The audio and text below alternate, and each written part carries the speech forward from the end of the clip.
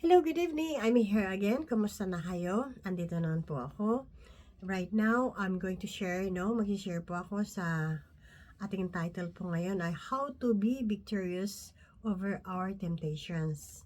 At bagong lahat, kumusta po kayo?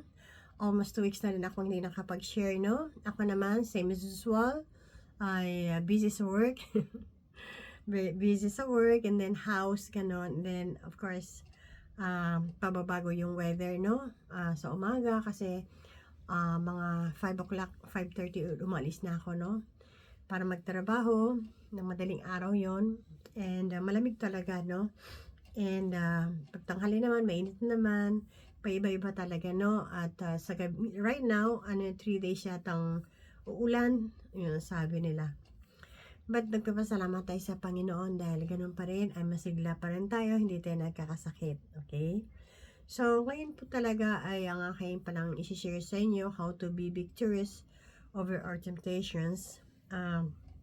Ginawa ko po ito ay matagal na po, hindi ko na alam kung 10 years ago, 13 years ago, hindi ko na tagal-tagal na talaga.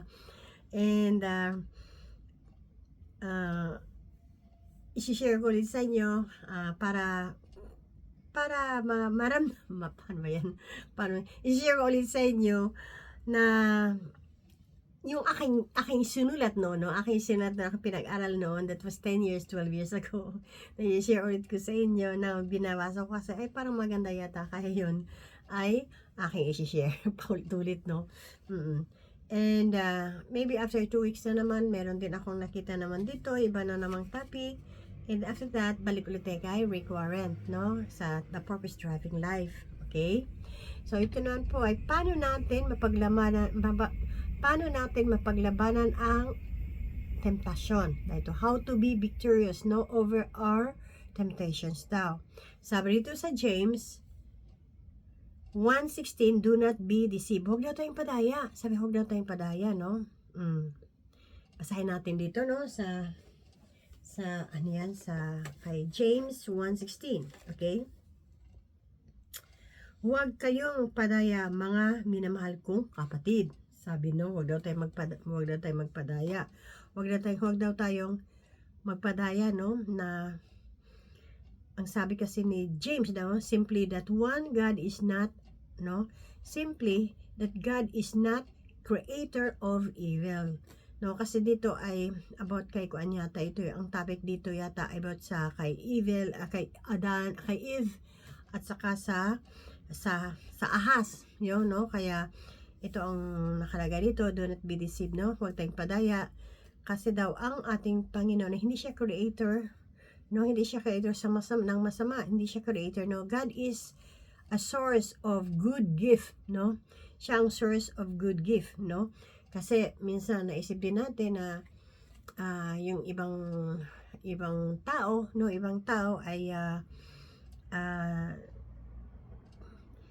they always parabang, paano ma-explain yan? Yung parabang yun, parang nadi-discourage na sila sa kanilang sarili, nadi-discourage na sila sa kanilang pamumuhay, parang gano'n, no? So, tapos ang kanilang biniblame ay ang God, no? Merong mga ganong bagay, no? Let's say sa pang-araw-araw, bilang nagkakasakit yung mga anak, ganon, kaya biniblame nila ang ating Panginoon, no? Pero sa totoo lang, hindi ang Panginoon, hindi siya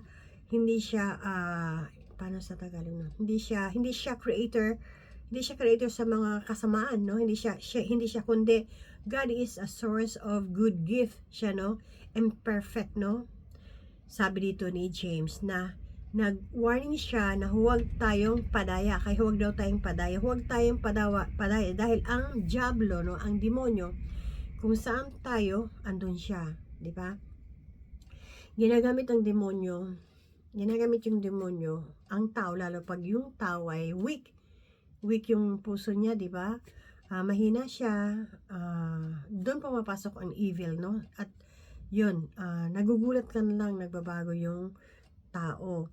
So, kailangan huwag tayong magpadaya at kailangan maging strong spirit tayo. Kailangan natin magpasakop sa ating Panginoon, no?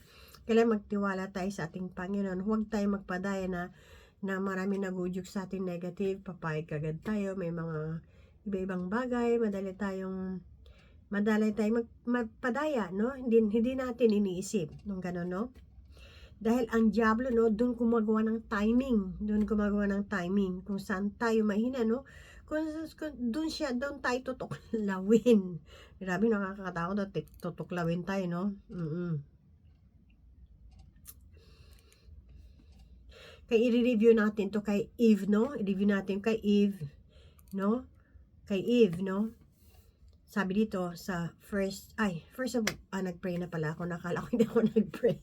Iniisip ko, baka hindi ako nag-pray. Kasi, pag minsan, every time kasi, pag nahiya ko sa inyo, no? Kasi ganun lang ang entrada ko, no? Pasensya na kayo kasi, biblical kasi ako pag oo. Kasi ano yun, bago ako nag-share, nagpe-pray ulit ako, kaya minsan ay tapos na ako nag-pray, tapos share, yun pala, hindi mo nakikita, kaya kailan pala ako dapat mag-pray. Nag-pray pala ako kanina, okay. So, number 1, no? How does Satan deceive us into sinning? Paano tayo dayain ni Satan na magkaroon tayo ng kasalanan sa ating Panginoon? Paano kaya? How does Satan deceive us into sinning? Paano kaya? Maraming dahilan, di ba? Marami. As of now.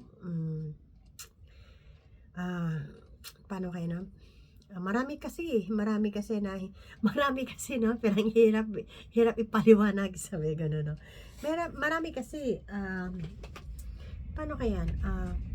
Halimbawa, no? Halimbawa, kagaya sa akin, ako na lang, kagaya sa akin. Kasi ngayon, meron akong dinadaanan na ano yun. Pero I'm okay, it's okay, I'm fine, no? Dinadaanan ba yun? Ang hirap talaga. Pag minsan ito kasi sa Japan, no? Hindi ka ganun nagsasalita ng Tagalog. And then, ang business na, ang trabaho namin ngayon ay pinagbawal na magsalita ng Tagalog. Mga Pilipina, lalong nagiging bobo sa Tagalog. Ang hirap, no? So, paano tayo dayain ni Satan? Ang dami, no? Halimbawa na ang hirap naman, no? Paano kaya? Ako na lang, no? Ilagay natin na bago ako pumapasok sa work, kasi nagpe-pray talaga magkaroon ng patient, no? Patient talaga, grabe talaga ang patient, no? Nasa work, patient, kaharap mo yung mga co-workers mo, kaharap mo yung mga kasama mo na Pilipina, mga gano'n, no? But sometimes, hindi mo maiwasan talaga na wala ka naman ginagawa, no? Wala ka naman ginagawa. Minsan, meron nag-arise. Uy, bakit? Magugulat ka na lang, no? So, minsan, hindi mo rin makokontrol yung sarili mo. So, nagkakasala tayo, no? Siyempre, yun yung anong taning, di ba? Yung tao, ginagamit yung tao para inisin tayo. Mga gano'n, no? O, isa pa yun, number 1. Number 2 naman ay, ilagay natin, uudyukan ka ng kaibigan mo na lumabas. Di ba? Udyukan ka, napunta kayo ng party, ano pa man, ganon. And, di ka magpapaalam sa magulang mo, ganon. Mga ganong bagay, di ba? Kasi, hindi naman kasi talaga nung unang, sa ngayon, no? Ang hirap-hirap mo magsalita, no? Sa ngayon, hindi naman kasi makikita mo yung demonyo nasa sabinggang kwan, di ba? Yung tao ginamit ng demonyo, yung mga weak, no? Yung mga yung hindi sila maka-Diyos, no? Hindi sila maka-Diyos na tao, ay gusto kanilang akitin, no? At ang gumagawa nun, ang demonyo ay pumapasok sa katawan ng tao para ikaw ay madaya, para ikaw ay magkasala sa Panginoon. Ganun yun, di ba? So, marami mga ganong klase, lalo na pag weak ka, mahina ka, yun ang tinitira ng demonyo, di ba? Hindi yung direkta na demonyo matatakot tayo. Sa bagay, anyway, ang demonyo naman, isipin natin, demonyo, may ang pangit, pero hindi, kapatid, dahil ang demonyo naman ay nagbabago ng anyo yun, di ba? May napakaganda, may nagkuka ng aso, marami, no? Mahirap i-explain. Pero yun ang hindi nagpaiba-iba yung itsura ng demonyo, hindi lang pangit. Merong nagboses ng bata, mga ganon, di ba?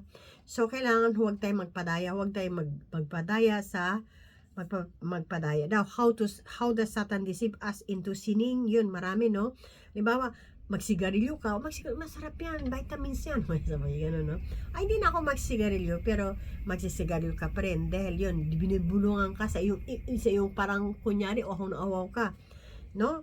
Parang mga ganon, or mga bad na drinks, no? Nakakasama sa katawan mo. Yun, no? May bumubulong sa'yo, mahina ka kasi, di ba? Yun. At saka number 2, he makes you doubt God's word, no? Yung hindi he makes you doubt God's word, no? Halimbawa, ano yun, sa isip mo yun, no? Magdudura ka talaga, di ba? Yun ang gawain ni Satan, no? No? Halimbawa, kaya nang halimbawa, sa sinabi ko sa inyo na ilagay natin, may mahirap na yung buhay nila, and then, of course, mabait yung pamilya nila, no? Mabait yung sila magkapamilya, mabait sila, religyoso sila, and then they go to the church, no? Hindi born again o Catholic, ano pa man, and then biglang naging mahirap sila, and then marami nagkakasakit. So, para bang nagdududa sila, no? Gusto ng demonyo na talagang Diyos ka talaga ba? Wala kaming ginawa, nahimik kami rito, pulubi na nga kami, tapos pinahirapan niyo pa kami, mga ganon, no? Yun, talagang kinukaan talaga ng demonyo yung isip mo, no? No, gusto niya na ma-destroy, he makes you destroy God's word, no? Gusto niya na, magbabackslide, no? Kaya ng mga backslider, no? Maraming depression sa buhay, mahina kasi siya, and then, ang mangyayari nun ay na-destroy na yung kanyang, hindi na siya naniniwala sa ating Panginoon. Yun, gawain yun ni Satan, no? Satan, you know? Dahil mahina ka kasi. Basahin natin dito sa Genesis 3:1. Okay, basahin natin dito, no? Genesis 3:1. Ang ahas nga ay lalong tuso ano yan? Kaysa alinmang mga hayop, sa paraan na nilikha niya ang Panginoong Diyos at sinabi niya sa babae, no? Sa babae na tunay bang sinabi ng Diyos, huwag kayong kakain sa alinmang punong kahoy sa halaman. Yun, no? Dito, no? Dito tayo sa about kay yung Satanas, no? Ay inuudyokan kasi niya si Adan, no? Inuudyokan niya si Adan na kumain ng prutas, no? Di ba?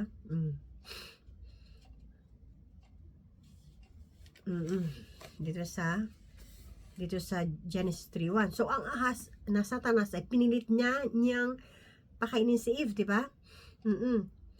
Ito yung kaya tayo nagkasala, di ba? Dahil kay Eve, no? Dahil kay Eve, no? Nagpadaya siya sa ahas. Sa sinabi ko kanina, ito yung sa ngayon nangyayari sa atin na we are so weak, kaya nadadaya tayo. So, ibahin natin yung topic nung unang panahon na si Eve, bakit kaya tayo nagkasala? Bakit kaya nangyari yun, no? Bakit kaya tayo nagkasala? Dahil sa ating mga ninuno, ang unang kumain ay si Eve, di ba? So, dito ang ating topic ngayon, no? Ang sa Genesis 3:1, no? He makes you destroy God's word, yung tayo as of now, no? And then dito sa Genesis 3:1, ang ahas na Satanas pinilit niyang i-tempted si Eve, no? Na para magduda siya sa God's goodness, no? Tinitempt talaga, sabi pa niya na si God ay very strict, may stricto daw si God, and selfish daw, ayaw ni God na i-share ang kanyang knowledge of God, no? Sabi ni Taning, di ba?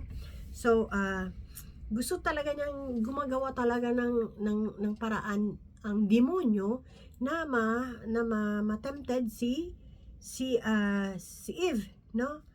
Para magkaroon siya, para maday siya, para magkaroon siya ng kasalanan at tayo ay nadamay, di ba? Oo. So, basahin natin dito sa Genesis 3:2-3. Genesis 3:2-3, no?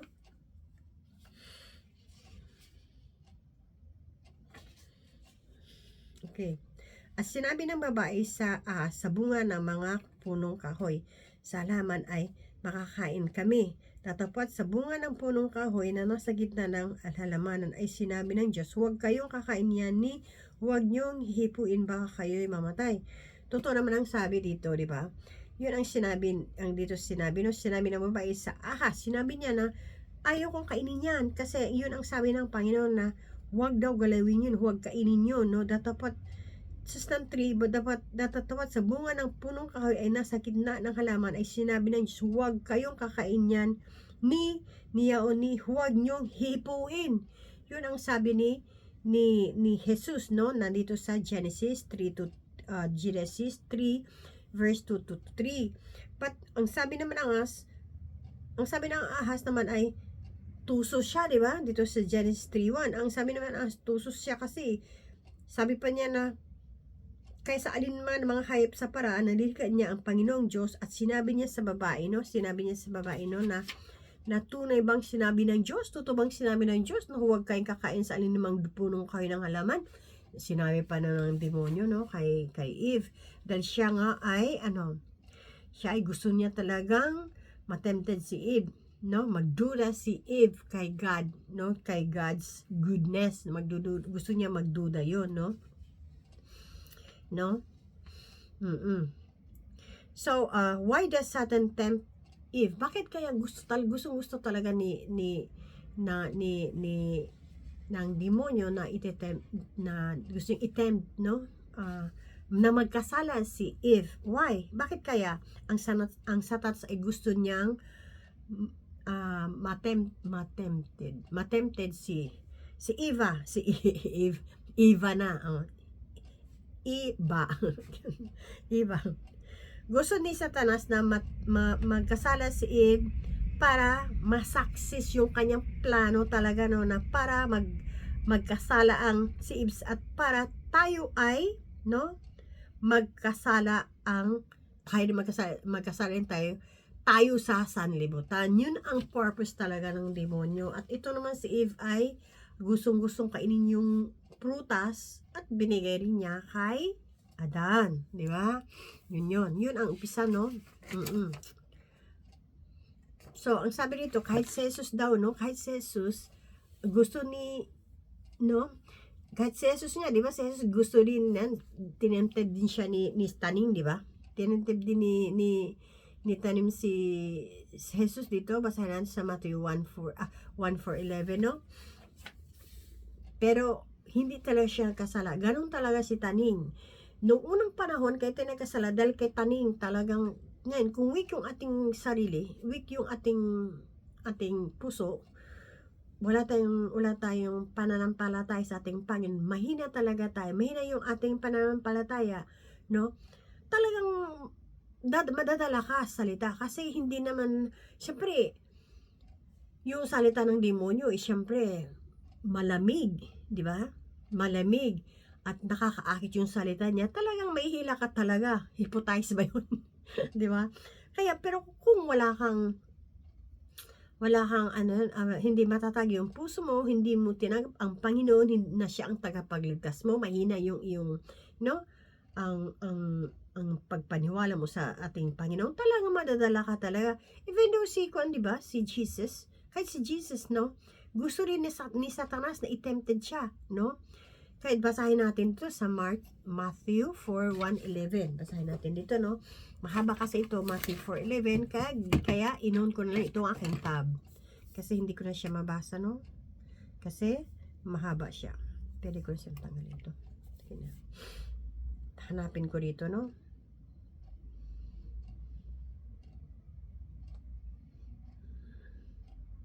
Saan yan?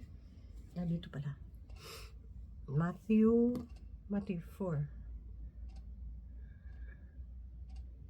1-11. Ang haba niya, no? Kaya ito na lang ginamit yung tab kasi pag susulatin, mahaba talaga. Nang magkagayo, inihatid ng Espiritu Santo si Jesus sa ilang upang siya'y tuksuhin ng dyablo. At nang siya'y nakapagayo noong 40 araw at 40 gabi, sa wakas ay nagutom siya. At ang manunukso ay dumating at nagsabi sa kanya, kung ikaw ang anak ng Diyos ay ipag-utos mo na ang mga batong ito ay maging mga tinapay. Tatapot siya'y sumagot at sinabi, nagsusulat, hindi sa tinapay lamang mabubuhay ang tao, kundi sa bawat salitang lumalabas sa bibig ng Diyos. 5. Na magkagayoy dinala siya ng dyablo sa bayang banal at inilagay siya sa taluktok ng templo. At sa kanya sinabi, kung ikaw ay anak ng Diyos ay magpatihulog ka, sapagkat nasusulat siya'y magbilin sa kanyang mga anghel tungkol sa iyo at alalayan ka ng kanilang mga kamay bago matisod ka sa iyong paa sa isang bato. Sinabi sa kanya ni Jesus, nasusulat din naman, huwag mong tuksin ang Panginoon mong Diyos. Muling dinala siya ng dyablo sa isang bundok sa lubhang mataas at ipinamala sa kanya ang lahat ng mga kaharian sa sanlibutan at ang kalahatian nila. At sa 9, at sinabi niya sa kanya, dapat na mga bagay na ito ay ibibigay ko sa iyo kung ikaw ay mapagtira pa at sasambahin mo ako. 10, na magkagayon sinabi sa kanya ni Jesus, humayo ka Satanas, sapagkat nasusulat sa Panginoon mong Diyos, sasamba ka at siya lamang iyong paglilingkuran. Then 11, na magkagayon iniwan siya ng dyablo at narito at nagsidating ang anghel at siya'y pinaglingkuran. Amen, di ba? So kahit ang demonyo, no, talagang gusto niyang i-tempted si Jesus dahil gutom na gutom siya, no, kasi nag-pray siya ng ilang buwan, di ba? Pero hindi talaga na-tempted si Jesus. Hindi siya na-tempted. Akala ng demonyo ay matitempted siya, no? Hindi siya matitempted. Kaya tayo, we must realize that we must realize, no? Kailang realize. Anong realize? We must realize that tempted is not sin, no? Isipin natin, ang tempted, paano makakuha niya sa Tagalog? Kailangan isipin natin na ang temptation ay hindi yun kasalanan. Hindi yun kasalanan until we give into a temptation, no? Tempted din, tinitempted ka pa, hindi mo naman inaccept, di ba? Kagay kay Eve, inaccept na naniwala sa ahas. Kaya na-tempted siya, nagkaroon siya ng kasalanan. Pero si Jesus, tinempted siya ni ahas, pero hindi naman siya nagkasala kasi hindi niya pinatulan, di ba? So first, we must realize that tempted is not a sin. Until we give into temptation and resist temptation, we must, pray. Kailangan magdasal talaga tayo. In Jesus' name! Ganon natin, no? In Jesus' name, lumayas ka. Parang ganon, di ba? Oo. Matatakot kagad ang demonyo, di ba? Oo. Kailangan natin na mag-pray talaga tayo for strong and resist, no? Palayasin natin ang demonyo, no? Kailangan maging matatag talaga tayo. Ako sa ganyan, matatag ako. Sabay ganun, no?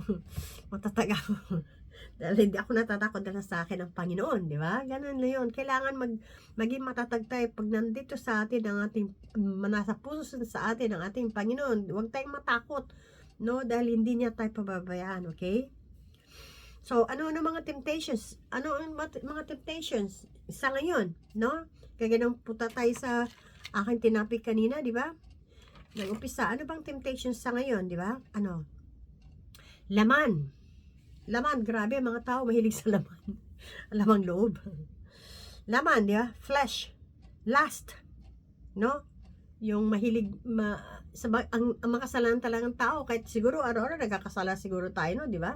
Kasi, titingin lang, wow, sexy. Ganun, nagkakasala na ganun. Wow, pogi, nagkakasala ka tayo. Takpan na lang nating mata.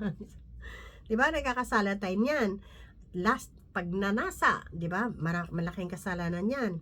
Pride, yung pride mo, yun din, magkasala tayo, yung pride, no? Yung self-promotion mo, ikaw na lang parating nasa taas.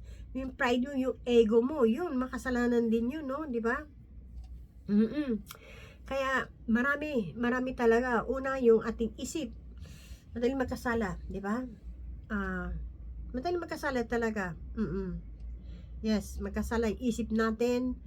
And then, pag minsan, di na natin nakokontrol yung ating emotion, nagagalit na kagad tayo. No? Kailangan meron tayong, tas yung pride natin, di ba?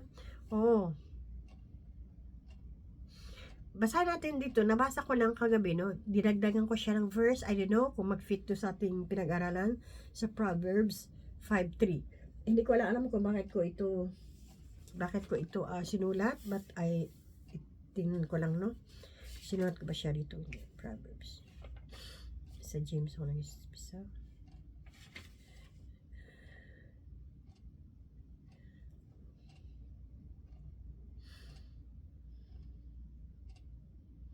Hindi ko yata nilagay. Tingnan ko nga, bakit ko kayong sinulat, no? Pasensya na, ano yun, gusto ko lang tingnan. Ba't ko siya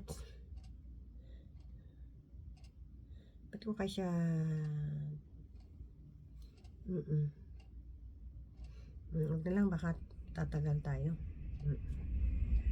Diba?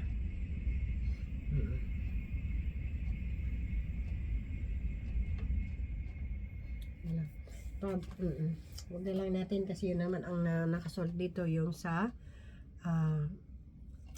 so dito, he denies the consequences, no, of sin, no?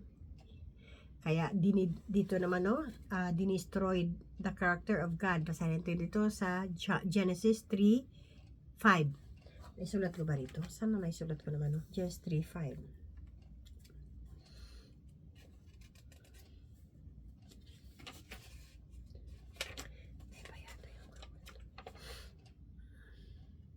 Ayan. Genesis 3:5, no? Sapagkat sa talastas ng Diyos na sa araw na kayong kumain niyaon ay madidilat ang inyong mga mata. Yun. Ito nang ano, 'di ba? Dito sa balik ulit tayo dun sa ano yan, sa kinain na nga ni Adan yung Adan ni Eve pala yung prutas, no? Sabi to sa 3:5. Oo, sabi niya dito sa 3:5, no? Sa siya na kay kapatid, no? Kasi ano yun? 3:4 pala, kapatid. He denies no, sa iyong kasalanan, no, sa Genesis 3:4, no. At sinabi ng sa babae, hindi kayo mamamatay kasi 'di ba sabi ng sa Matthew 4:1, 'di ba? Ano 'yun, pati nga si Jesus ay tinempted ng demonyo. Then dito sa Genesis 3:4 ay talagang nagkukulit-kulit talaga si Ahas, 'di ba, kay Eve. Nakainin niya 'yan. Hindi yan totoo. Sabi niya, "Kakainin yan. Hindi yan totoo." Sabi pa niya, 'di ba? Sabi niya na ano yun, sabi pa niya rito na gusto ni Eve na talang kainin niya yun para magkasala tayo, di ba? Magkasala tayo. Gusto niya na magduda ni, di ba? Si Eve talaga, no? Yun ang gusto ng demonyo, no? Yung ahas, no? Di ba? Kaya sabi ng ahas dito sa Genesis 3:4, sinabi ng ahas sa babae, hindi kayo mamamatay, hindi yan totoo, di ba? Kasi dito naman sa Genesis 3:5, sapagkat sa talastas ng Diyos na sa araw na kayo kumain yan ay madidilat inyong mga mata at kayo magiging parang Diyos na nakilala ng mabuti at masama, no? Dito, no? Dito nakasulat dito, no? So nagkaroon tayo ng kasalanan dahil kinain nga ni Eve yung nagpadaya nga siya, di ba? Kung hindi siya nagpadaya, siguro tayo hindi tayo nagkasala, di ba? Hindi tayo nagkasala. Sarado yung ating isip, 'di ba? Sa isip ng kinain na ni Eve yung prutas, ang nangyari, nagkaroon tayo ng nabuksan yung ating isip, nahiya na tayo, 'di ba? Nahiya na tayo, nagtakip na ng dahon yung ating mga ninuno, dali na tayo, 'di ba? Nawala ng innocent, 'di ba? Kadali kay Eve, 'di ba? Kaya nagkasala na tayo. Yun ang nag-start na, nagkasala na ang tao, no? Na nabuksan ang diwa nila, no? No,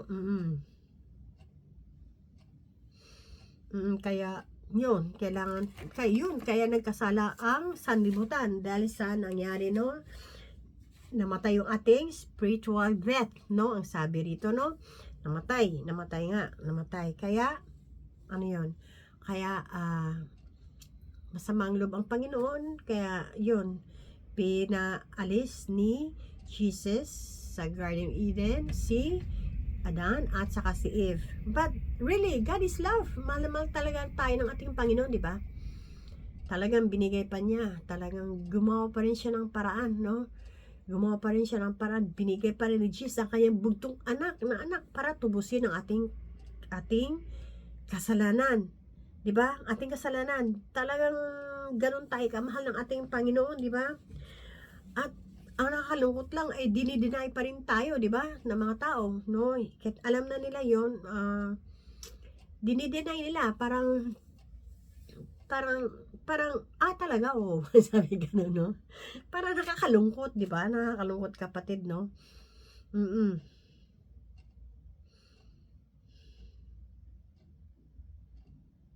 Kaya, yun, nagkakaroon talaga ng kasalanan, yung sabi ko sa inyo kanina, nagkaroon ng nabuksan ng diwa, nagkaroon na ng laman, no, na nakikita ng tao, nagkakasala na yung tao sa mata lang, nagnanasa sa laman, yung pride natin, maroon tayong pakumbaba, kailangan, yun, no, at basta lang nagagalit na hindi mo alam. Ba't ka nagagalit? Ay, nagugulat ka, ba't ka nagagalit? I don't know. Di ba? Bigla ka awayin. Hindi mo alam kung ano naisip sa utak niya. Magugulat ka na lang, di ba? Kaya hindi mo rin talaga alam. So, ang dami-daman talaga mga kapatid no? Dahil sa kagawa ng demonyo, di ba? Gawa ng ahas na yan, no? Tapos, yun na nga, nakaka-destroy yun ng family, no? Lalo pag, no, nakaka-destroy din sa family yung mga wrongdoing, no? Wrongdoing, no?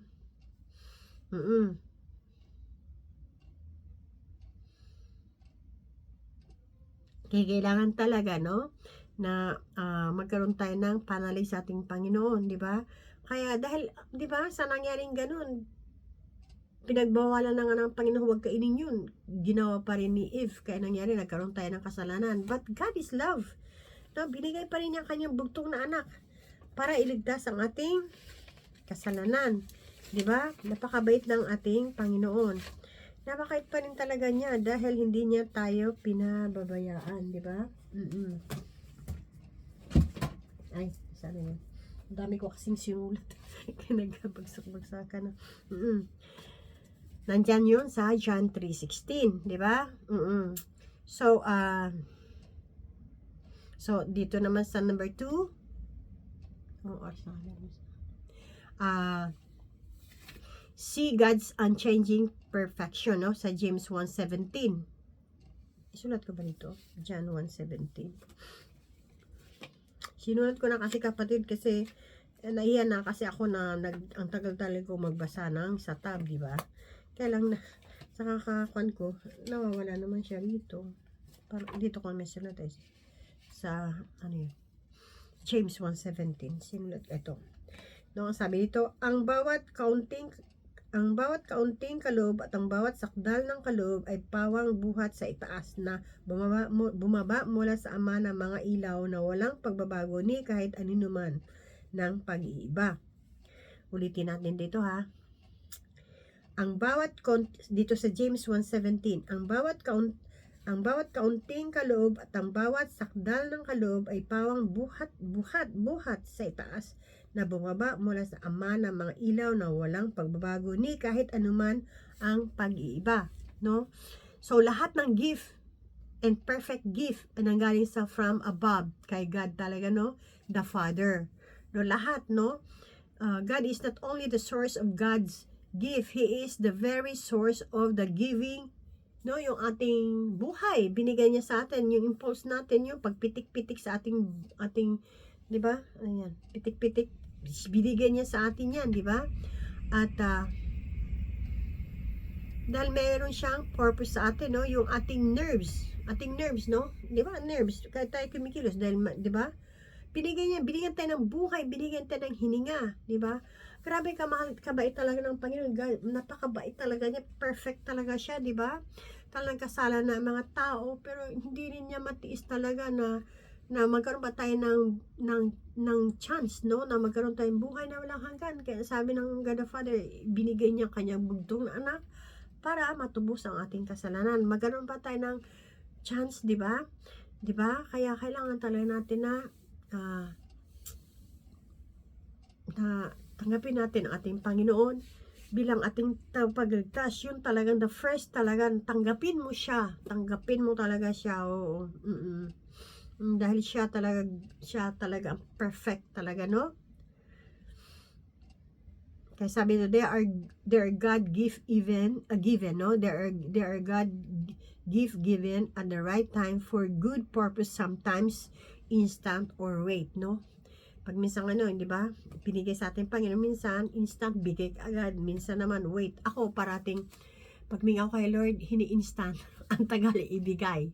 Pero pag meron naman, maraming blessings binigay sa akin ng Panginoon. Pero diba ngayon, problema, ay Lord help me, ayan, nandiyan na kaagad, no? Pero yung mahaba, diba ba? Lord, bigyan mo naman ako ng partner, ang tagal. Ang tagal, abutin pa ng, umabot yata ng 17 years. Tagal pinag-pray, no? Ang tagal. Hindi ko alam na, uy, siya pala. Na hindi ko naman naisip na siya pala. Parang gano'n, no? Kaya hindi natin alam talaga, kapatid, no? Basta ang Panginoon nagbibigay sa atin ay perfect time. Talagang ano yan, hindi talaga pwedeng magkamali, di ba? So,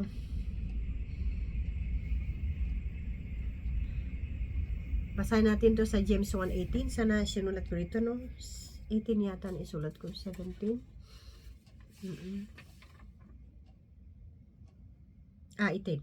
18, no? Sabi niya rito ay, bakit 17 na isulat ko? Ito, no? Basahin mo na natin yung 17, no? Ang bawat kaunting kaloob at ang bawat sakdal na kaloob ay pawang buhat sa itaas na bumaba mula sa Ama ng mga ilaw na walang pagbabago ni kahit anuman ang pag-iiba. Sa James 1:18, sa kanyang sariling kalooban ay kanyang tayo ipinanganak sa pamamagitan ng salita ng katotohanan upang tayo maging isang uri ng mga pangunahing bunga ng kanyang mga nilalang. Diba? Gusto niya talaga na magkaroon tayo ng buhay na walang hanggan, kapatid, no? Kaya kailangan talaga natin na sana, na hindi naman sana, mga kapatid, kailangan talaga natin na magpasakop tayo sa ating Panginoon. Kaya lang, kailungkot lang talaga, minsan, they understand well, but sometimes nangunguna talaga yung emotion, no? Ay,